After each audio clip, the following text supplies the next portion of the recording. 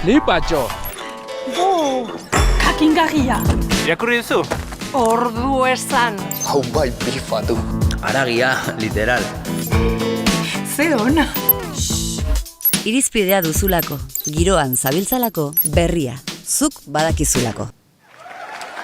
20 urte eta gero, leiho bat zabaldu eta zehatz mehatz 20 urteren ondoren leiho bat geroari begira, geroari so. Izan ere, berriak honezkero 2 hamarkada bete ditu eta lehen zenbaki hartatik ene bada, zenbat gertakari, zenbat argazki, zenbat lerroburu, zenbat analisi eta prentsa modernoaren bidean zenbat urrats. Eta xede batekin, aldi konplexu bat azaltzeko, kazetaritza bat egiteko helburuz.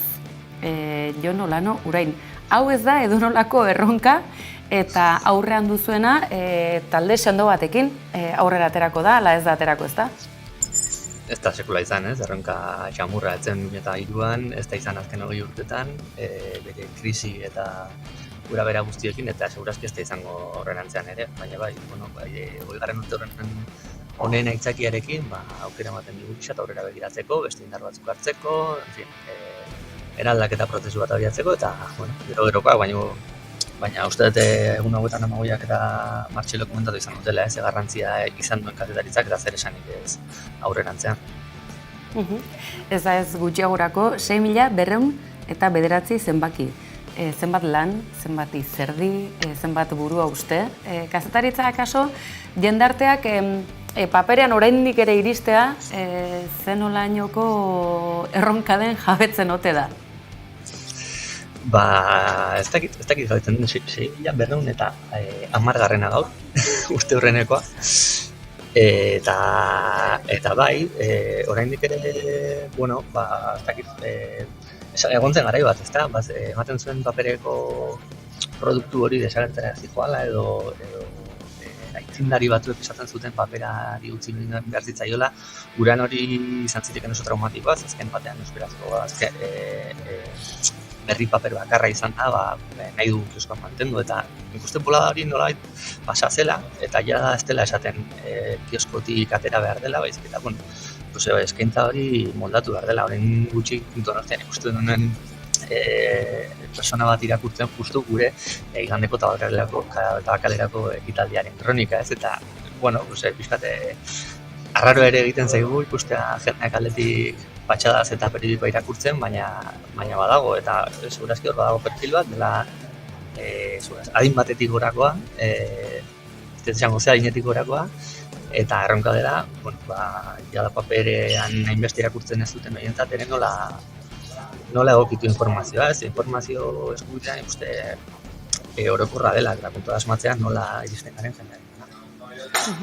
Zentzorretan, Jon, gaurko argitalpenean ala irakurtzen dizugu, malkartsua izan dela bidea, Martxelo Otamendi, orain arte zuzendari karguan aritu denaren hitzak nolabait berreskuratzen dituzu, akaso bat baina gehiago ez du jakingo, egia da, bat baina gehiago akaso belaunaldi berrietan, egunkaria euskarazko prentsa itxiarazi zuela, Madrilgo salbuespen auzitegiak, baina akaso atzerago ere egin genezake, ez? Garaiotan gainera frankismoaren berriz ere oldartze bate egon daiteken honetan, aipagarria, besteak beste, Bilboren erorketaren urte horrena da hain zuzen ere gainera. Hilabete gutxiz, baina 5 hilabetez egunkaria euskaraz publikatu zela 5 hilabete, baina azen olako garaiak izango ziren, 1926 joan ezkero. Segurazki hainbeste ez dago gure imaginarioan, ez? Gura garai harretan ere bazegoela euskal pentsa, gainera izan zen gerrari lotutako periodiko militarizatua zen, gerra garai batean sortua eta gerra garai bati erantzuteko ere. Baina aurrekari hori bazegoen eta esan dutuna, 5 hilabetean zituen, frankistak handik 6 egunera sartu zirelako Bilbon, badakigu zer gertatu zen horrengo 40 urteetan. Eta hala ere, Franco hil eta 15 urte behar izan ziren, euskarazko egunkari bat armatzeko, herri ekimenez sortzeko, horrek ematen dut ere erronkaren tamaina, ez? Eta 15 urte behar izan ziren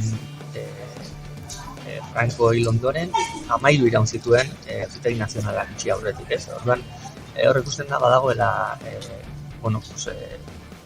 kazetaritza esan dezagun beti da zaila, mundu osoan da zaila, baina balako testuinguruaren are zailago, ez? Eta egunkariak 10 urte iraun zituen, eta baina euskarazko prentsak ez zuen bizi egun bat ere euskarazko egunkari bat izaten, ez? Urrengo egunean, hori Martxelok hauetan aipatu du, urrengo egunean jendea zen gelitu etxean negarrez, eta izan zitekeen aukera bat, baina jendeak langileek egin zuten beste egunkari bat, egunero atera zen, 4 hilabetez atera zen, zubilanak egin zuten berria sortu bitartean, eta berria sortu zutenek ere, edo egunero sortu zutenek ere, ze konpromisoa, testuinguru hortan kokatu garrera 2003an, ez genekien, ze pasaziteken urrengo egunean, ez? Itxi dizute egunkari bat, zein da urrengo egunkariko zuzendaria. Orain ematen du erraza zela, ez, baina persona horrek ezekin urrengo egunean berriz ere kartzela grazikoa. Orduan, bide oso malkartsua izan da, baina zorionez, berria izan da, bide malkartsu horretan gehien irauten ari den proiektua, eta momentu zindarrez. Datu borobilak gainera, askotan nahiko grafikoak izaten dira, 2003ko ekainaren 21 ari gara, KTBI berri horri begira jarrita, 82 orrialdeko 50.000 ale banatu ziren orduan, eta ez duetenik izan.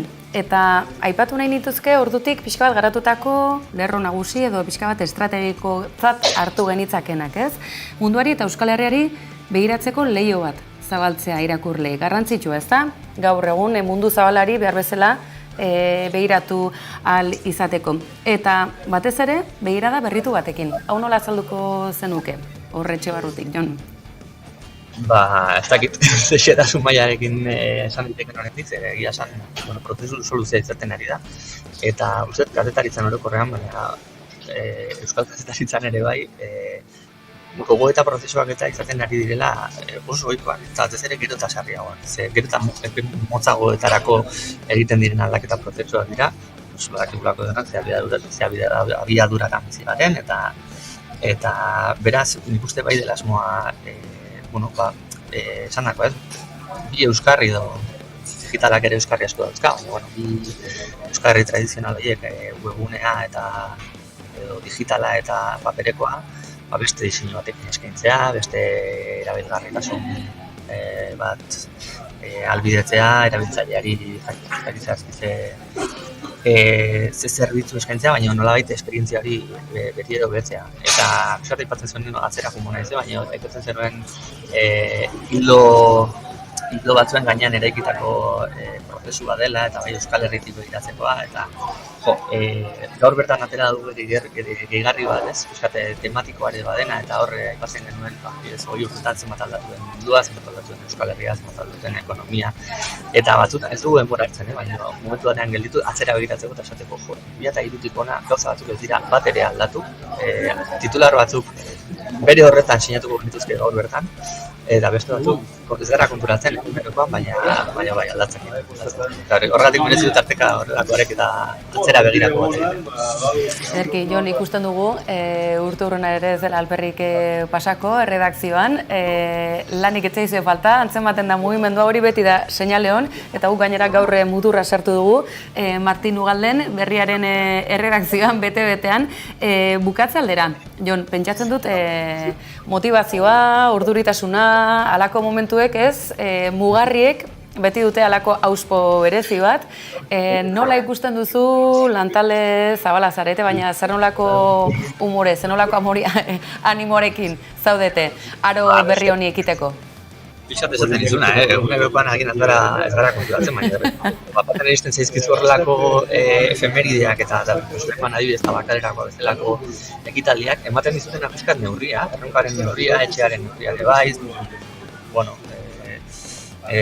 azkenan bai langilea garela, baina ez dela edo zein lan, ardura badagoela, komunitate handia dagoela atzean, eta komunitate horrek ere zer konpromiso daukan eta zer merezi duen. Orduan, nik uste oso baikor, ez dakit kazetaritzan orokorrean baikor egoteko aukera badalduen, baina Tokatuko altzaizu, Jon, turraren jarrepena egitea, libratuko altzara? Ez dakit zertan, baina seguru zertan tokatuko zaigula. Ez dakit bizikleta gainean edo nola, baina ez gara. Ederki, hori bai dela berritzaile izatea, eta garaian garaikoa behar bezala kontatzeko behintzat grina edukitzea, kazetaritza ez baldin bada berritzeko eta ikertzeko grinarekin elikatzen ez delako sekula kazetaritza izango. Jon, berrikuntzaz ari garela. Askok, akaso, binetaren atzean zein ote dagoen ikusi ez du egin, urteotan guztiotan, eta gaur ikusi ditugu, bi personaje garrantzitsu, Zaldiro ikusi dugu, Zakili Xut, making of ikusi dugu, zer nola ospatu nahi izan duzuelako, ze fusio mota da aur? Bueno, pues ataletako bat berriaren prozesu honetan zen hori, sormenetik sortzea berri hori. Eta hortik dijoa, tradizioa eta berrikuntza uztartu. Azkenean, Zakili Xuti buruz eta Zaldiroari buruz ari garela, tradizioa da, baina instituzio bat dira biak ala horiak. Instituzio bat diozu, akaso, askok ez dituenez ulertzen, beti ere olako jakinmin batekin uzten duelako gizartaren zati handi bat, zein da hemen sekretua, kontatu mesedez, hau oso gauza garrantzitsua da. Ez duenik esan baina bai, hori ere badago, ez, zenbateraino ulertzen den Zakili Xut, uste horra adinmarka bat badagoela, adin batetik berakoek ez dugula ulertzen Zakili Xut niri behintzat asko zaitu batzutan, eta gehiago hazi garela eta ezi garela Zaldieroaren tiratan, baina bueno, horre ere bi eskaintza dauzkagu eta norbera bere gustokoa dauka. Aitortuko dizut gainera, berari zuzenan ere aitatu izan diot, baina oso fan naiz, Urkulluren personajea zenolako garapenean murgelduta dagoen bineten garapen guztionetan. Jon, Olano, orain, eskerrik asko. Gehiagotan nahiko zeintuzkegu gure tarte honetan, baina gaur egotegatik, plazer hutsa eta eskerrona, nola ez? Aldugunean ateratzen dut, bora beraz. Ja, bestela turrean elkar ikusiko dugu, ezta? Seguro. Ai, eskerrik asko. Agur. Eskerrik asko.